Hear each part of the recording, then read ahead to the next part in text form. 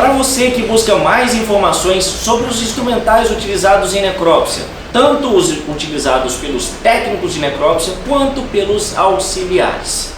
Esse vídeo é uma questão prática sobre isso. Para quem ainda não conhece todos os instrumentais, segue a minha dica desse vídeo aqui que está nos cards, que eu falo detalhadamente sobre os principais instrumentais utilizados nos IMLs. E para colocar em prática, vamos desenvolver essa questão. Para que seja realizado um bom andamento da necrópsia, tanto em velocidade quanto em qualidade, um bom manuseio e escolha dos instrumentais são importantes para a realização do exame. A seguir, marque de forma respectiva um exemplo de um equipamento que seja utilizado em craniotomia, né, na abertura do crânio, na reconstituição do cadáver, um equipamento utilizado nas incisões e um equipamento utilizado na inspeção da cavidade tóraco-abdominal. Então, eu tenho quantos equipamentos aqui na sequência? Craniotomia, número 1, reconstituição, o segundo, incisões, o terceiro, e inspeção da cavidade tóraco-abdominal, o quarto. Então, a gente já começa aqui, ó. Alternativa A. Alternativa A fala que a rugina é um equipamento utilizado na craniotomia. Está certo? Está certo. Por quê? Porque para você serrar o crânio, você precisa tirar a galha aponeurótica do contato com o crânio. Então, eu preciso da rugina para raspar o osso. Então, através de pequenos golpes, eu vou raspar, né, no osso, vou tirar essa galha aponeurótica e aí a serra vai poder agir melhor, tá?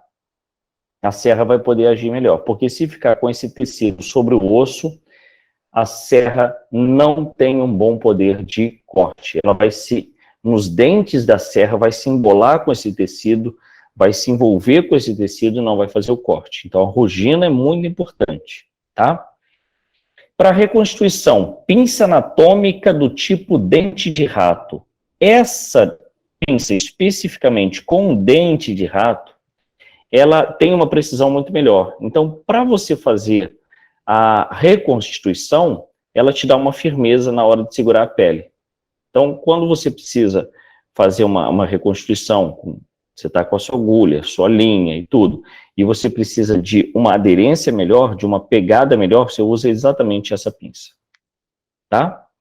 A chaira, que é aquele equipamento que a gente utiliza para manter o fio da faca, aquele que o açougueiro utiliza, né, que fica passando a faca na chaira, né, tem vários métodos para você passar, tá certo? Então, é um equipamento utilizado para incisão, óbvio, né, porque ele vai amolar a faca, né? Seja a faca de bicho ou a faca comum que é utilizada, qualquer uma, né?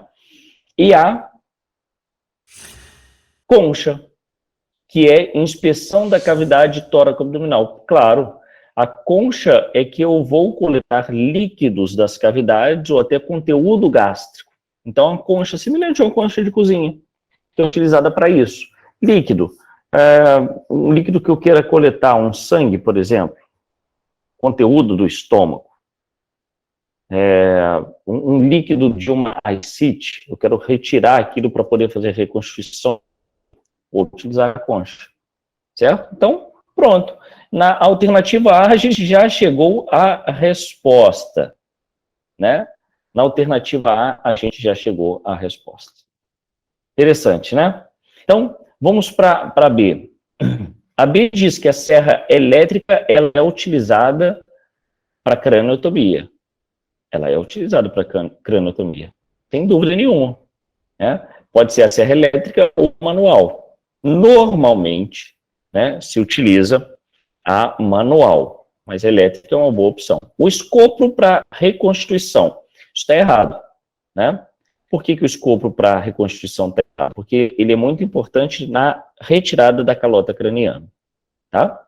O bisturi de incisão, claro, a gente pode fazer o corte com o bisturi. Geralmente estruturas mais delicadas, que exige uma dissecção melhor, não bruta como uma faca, você utiliza o bisturi. Tá? Então, o bisturi, ele é importante? Sim. Tá certo? Uma necrópsia de feto, de recém-nato, de estruturas pequenas, quando a gente precisa, por exemplo, analisar o pescoço músculo por músculo, estrutura por estrutura, diante de uma constricção do pescoço, o bisturi ele é sempre muito bem-vindo. Tá? Inspeção da cavidade tóraco-abdominal para cortar as costelas, claro, o nosso famoso costótomo. Beleza? Pinça hemostática para craniotomia? Não. A pinça hemostática a gente utiliza, sabe quando? Nunca. Mas, se você quiser utilizar, você pode utilizar. Por exemplo, eu quero fechar, eu quero remover o estômago. Eu quero remover o estômago, mas não quero perder o seu conteúdo. Eu vou colocar uma pinça hemostática lá entre o esôfago e o estômago e uma entre estômago e duodeno. Pronto, vou fazer o corte. Eu não vou perder aquele conteúdo que estava dentro. E por que eu falei que nunca a gente usa? Porque geralmente a gente utiliza uma linha. Passa a linha ali no esôfago, amarra e corta. Passa uma linha ali, amarra e corta. Ao invés de ficar usando pinça hemostática. Pinça hemostática é utilizada muito em cirurgia. Em necrópsia nem tanto. Tá? Mas para craniotomia, lógico que não. Né? Então a gente prefere envolver a estrutura com uma linha e amarrar do que utilizar a pinça. Ah, vou cortar o intestino, por exemplo. Para não ter fezes, né, saindo, tem que obstruir isso. Pinça hemostática.